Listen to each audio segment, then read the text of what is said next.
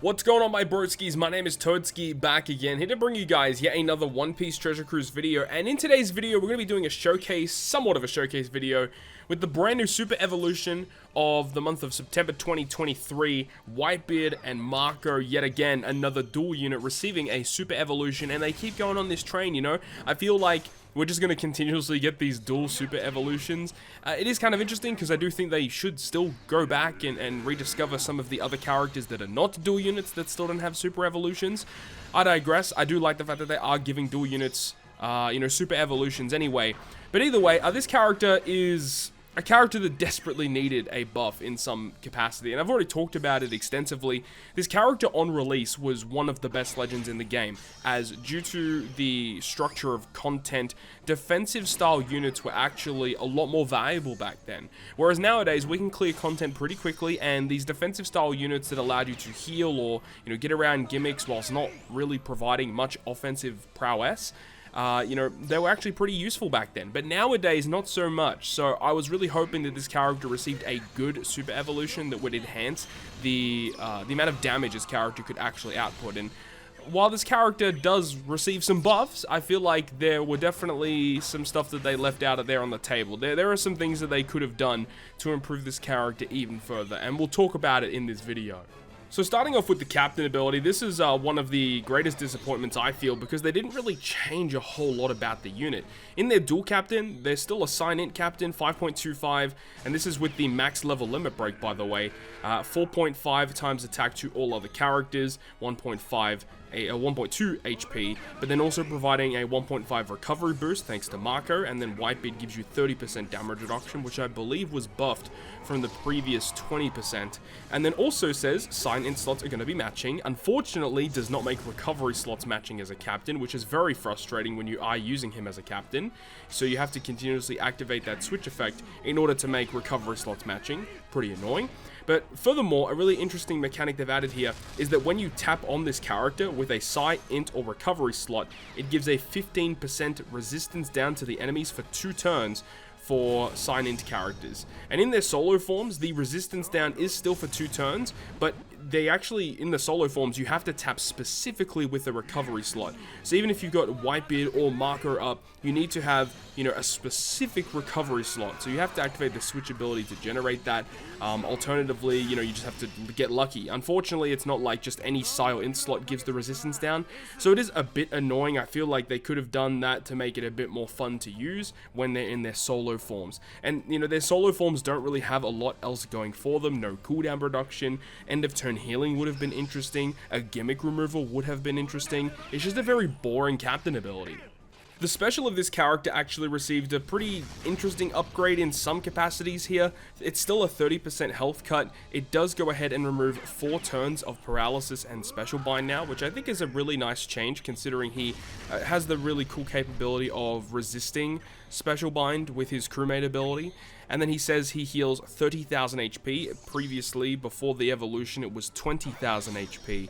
And now also provides 90% damage reduction. So healing and damage reduction is pretty nice. Then he says sign-in characters receive 1500 base attack boost for 2 turns.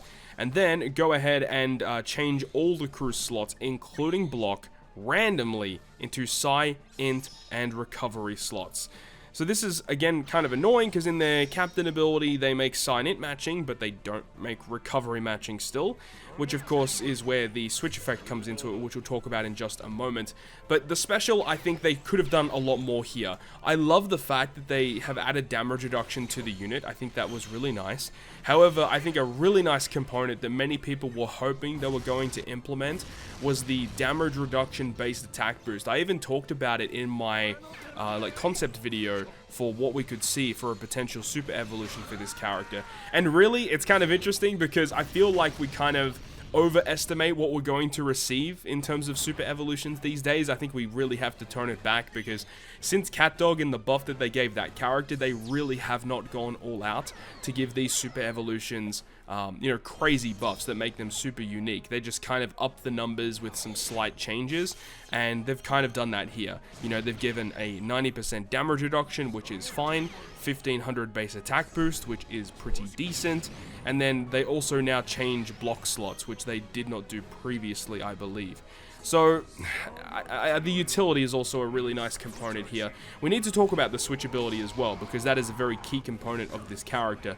The base switch effect is the exact same, and this is kind of an annoying thing about this unit too, in the fact that you have to use the switchability to make recovery slots matching. We've talked about it extensively. I think that should have been included in their captain ability. It is a bit of a shame that is the case. However, the switchability does make up for it in some sort of way. Now, the switchability actually has a typo here, as I've actually experienced. So the super switch removes 3 turns of paralysis and special bind. So this, in combination with their special, removes 7 turns of paralysis and special bind, which is pretty good. Unfortunately, the character does not completely resist special bind as a captain. You have to use them as a crewmate in order to completely resist special bind, which I think is a huge missed opportunity. They should just remove special bind on themselves completely, and then remove it by 3 turns for the crew as well. I think that would have been nice. But then it says it changes their own slot into recovery. This is actually incorrect. It does change all character slots into recovery, and then makes recovery slots matching for 1 turn. So this means that if you do use them as a crewmate, you can activate that super switch, get a full board of recovery, and treat them as beneficial too. So I think that that has an actual use, because being able to generate a full board of recovery slots whilst making them matching in that super swap is definitely valuable, but just the regular switch giving themselves a recovery slot is just kind of like whatever, and like while making the matching. Unless if you made the matching for 2 turns, and then you could abuse that kind of buff in certain scenarios. But it's just the fact that the character is relatively similar to how he already was. There wasn't really a lot of unique abilities that they added here, as we've already touched up on. I would have loved if even in that super swap they had the % damage reduction based attack boost to get a free bonus that you could stack on top of a lot of other buffs in the game. Stackable on top of attack orb, color affinity, conditional boost, base attack boost. You can stack it on with everything. Super tandems, rush, final taps. And only like 1 or 2 units in the game actually have been able to abuse % damage reduction attack boost, and I feel like Whitebeard and Marco would have been a phenomenal choice for a damage reduction based attack boost. But nonetheless, we have to take the unit as it is at face value, and while I do think that the character is just straight up better, it's just the character doesn't do enough. So, you know, it is what it is. Let me know your thoughts and opinions about Whitebeard and Marco down below in the comment section. Really hope you guys enjoyed this one. And if you guys did, make sure to go ahead and leave a like. And if you want to stay up to date with all the content I post, including more One Piece Treasure Cruise content, make sure to hit the subscribe button down below. On that, guys, I'll see you guys within the next video.